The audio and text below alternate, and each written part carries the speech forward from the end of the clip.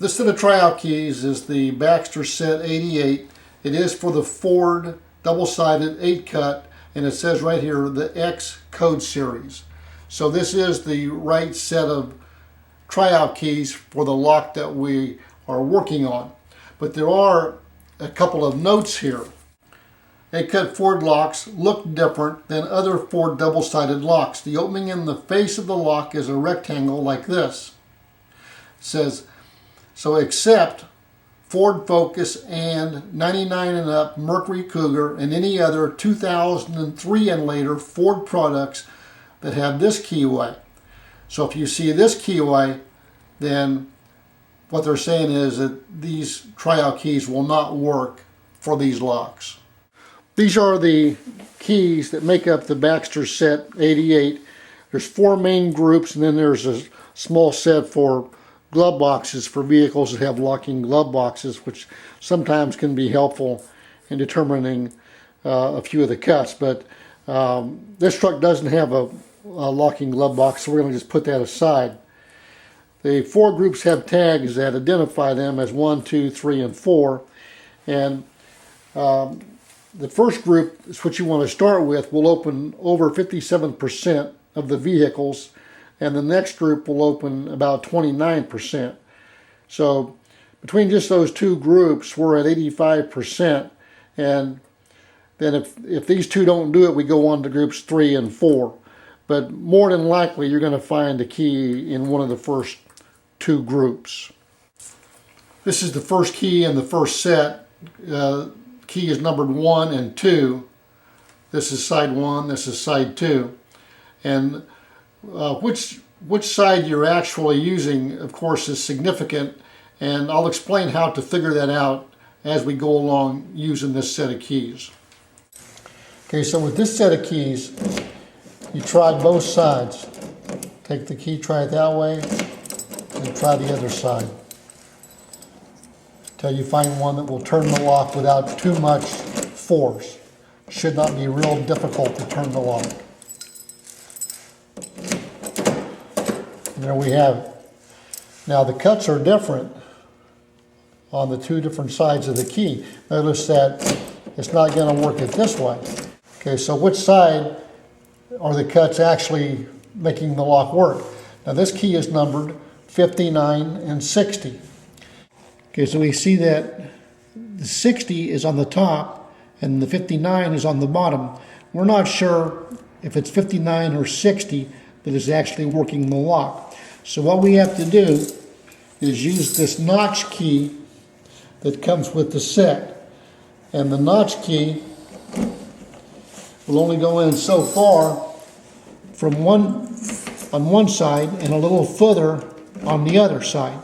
Now there's a little notch right here with a red mark in it.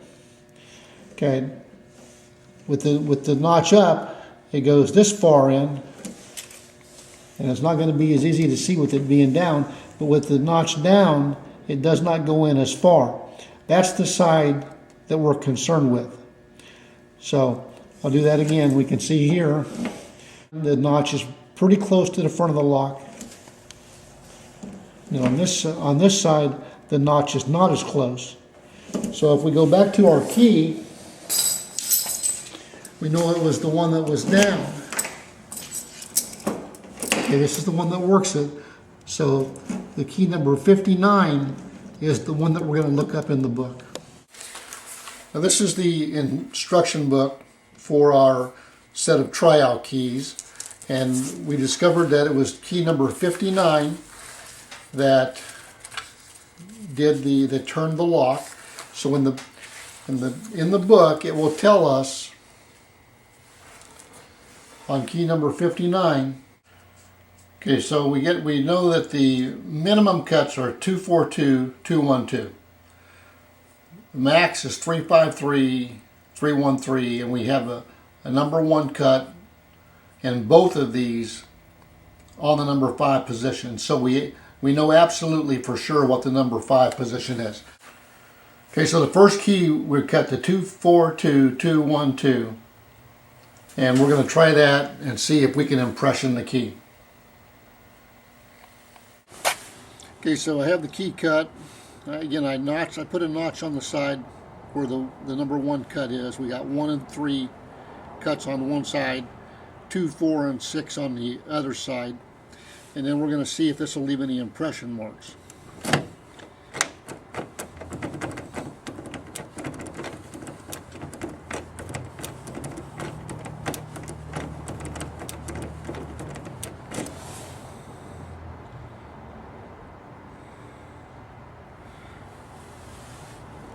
Okay, I got a good impression mark on number 6.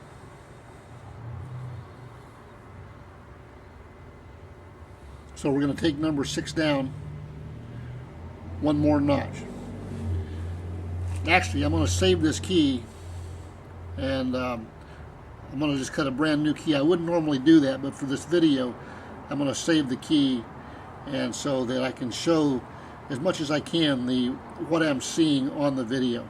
So I'm going to cut a brand new key, and then I'm going to lower the number 6 cut by 1 depth. Now this is extremely magnified, so I can show this mark in this cut here. This is the number 6 cut that we just got from impressioning the key. You look at the number 2, number 4 cuts, there's no marks. The same on the other side. This was the only mark really on the key. So we need to take that down. We can start by taking it down a half a depth, but it's such a strong mark, I'm going to go ahead and take it down a full depth from a 2 down to a 3. Now before you cut your second key, you want to make a note as to what changes are being made. We know this one's not going to change, so we're changing this 2 to a 3. So our new key will be 242 213. Again, I've got the number 1 side marked, the 1 and 3 cuts are down, and we took the number 6 cut down 1 depth.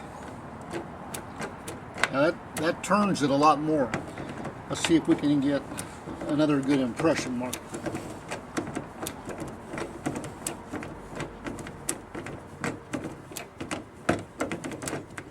Actually, right there it just turned the lock to the right. It actually turned the lock, so it should have left us a good impression mark. Okay, it looks to me like there's a pretty good mark on the number 4. So we're going to take this down, this number 4 cut down 1 depth, and try it again. Okay, again, now this is pretty strong magnification. Here we have the 2 cut, the 4 cut, and the 6 cut. We've taken the 6 cut down.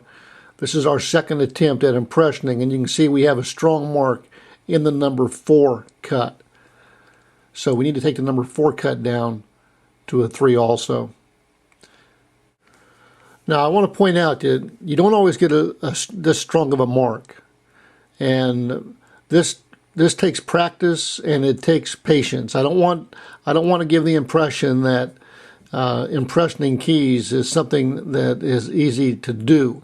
It takes practice. It's not a difficult skill if you practice it. Now we're going to make another change to our key, and it's going to be 2, 4, 2, 3, 1, 3. And we will then see if that key will work or if it will leave more impression marks. And that works the lock perfectly. Okay, now once we have the key working in this lock, we want to go ahead and try the other door locks to see if it will also work the other door locks, because just because it works in the one, especially if it's a worn lock, does not mean it will work in all of them. So we need to go ahead and check the other locks. But you want to remember which tumblers were in which locks. That with the first 6 cuts, we can only do the doors, and then if it were a vehicle that had a tailgate, we could do the tailgate. We could not do like a storage box or a glove box that may be locked. We can't do the ignition lock because we're still missing cuts 7 through 8. But any of the locks that have the cuts 1 through 6 only, we want to go ahead and try those locks and make sure that our key will work okay in those locks. Okay, so our third key worked. Cuts 2, 4, 2, 3, 1, 3. So we want to go ahead and cut all of these cuts on both sides of the key. The way we're going to make cuts 7 and 8 this time is we're going to progression the cuts down. And so we have to go back to our AutoSmart domestic book. Okay, now that we know what key will open the door and work the door locks, we can come back and progression the last 2 cuts of the key. So we use this chart here to do this. And you go by the number 6 cut. That was the last cut we had on our key, was a 3. So we go to the number 3 depth. Okay, so we would use this chart right here to progression our key. Because our number 6 cut is a 3, this is the right one to use. So it's very important that you get the number 6 cut right. If you go through all this whole process and it doesn't work, 2 things have probably happened. Either your code machine's off, you're not cutting the keys accurately, or the number 6 cut is not a 3, it's something else. Could be 2, could be 4, whatever. But this will normally work if you got your door key made accurately, your number 6 cut is correct. So what we would do, take our key that was cut to 242313 and we would add cuts in the 7 and 8 positions as number 1 and 2. 7 cut would be 1, 8 cut would be 2. And we would try that, put those cuts on both sides of the key. And then try that key in the ignition. If it doesn't turn it, we would cut the number 8 cut to a 3. Try that. If that doesn't work, we would cut the number 7 cut to a 2 and try that. And the number 7 cut to a 3, try that. Number 7 cut to a 4, try that. Number 7 cut to a 5, try that. Number 8 cut to a 4 and try that. If none of these worked, we would take a new key and put the first 6 cuts on there, 242313, and start over. 7 cut would be a 2, 8 cut a 2. If that didn't work, go to a 2, 4, and you continue on down and progression those cuts deeper and deeper until you find a key that works. Okay, so again, we ended up with a working key. Now this is a second way to go about it. The first method we used reader tools to get the first 6 cuts, and then we used a fill program. Now if we had no access to a fill program, we still could have come to our chart in our book and made the key just as I showed you just now. I also want to tell you about the arrow tryout keys for the Ford 8-cut door locks where the spaces are 1 through 6. They work almost the same as the Baxter keys. One difference is that the arrow keys are divided into 3 boxes. And if you can read the first tumbler, then you can narrow down your search. So that if the first cut is the first tumbler is a 1 or a 2, the key should be in the A box. If it's a 3 or a 4, it should be in the B box. And then if it's a 5, it should be in the C box. Now, if you cannot get a key to work at all in the lock, and you've done everything correctly, maybe it's time to check your space and depth on your key blank and make sure that your machine is cutting accurately. And there's a couple of places to get that information. We could use our Fast Facts books, or we could use our AutoSmart books, or we could also look at the card that comes with our code machine. This is the card for the Ford 8-cut key. Here we can see the depth information, the space information, and of course there's a drawing here to help make sure that you measure from the right spot. With most double-sided keys, you do not measure from one side of the key to the other when measuring depth, but you'll measure from one of the grooves. It's in the center of the key blank. There's a nice groove that you can hook your dial caliper under to measure the depths with. You'll have the same groove on both sides. Now we know with this key we were cutting, the first cut was a 2, and so again we will measure from this edge right here, this groove right here, not from the outside edge, but from this groove.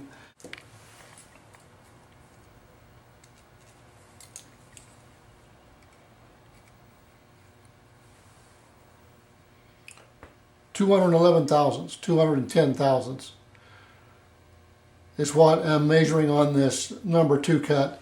And according to the card, it should be 211 thousandths. If we look right here, we can see that the number 2 cut should measure 211 thousandths, and the cut is basically right on that. Okay, so these are the spaces here, and we're going to just go ahead and we'll check the number 1 space at 845 thousandths from the tip of the key. When I get on the key, this would be the number 1 cut right here. So we try to hold the caliper so that one side is on the tip of the key, and then we'll just bring it into the center, and probably getting pretty close right there.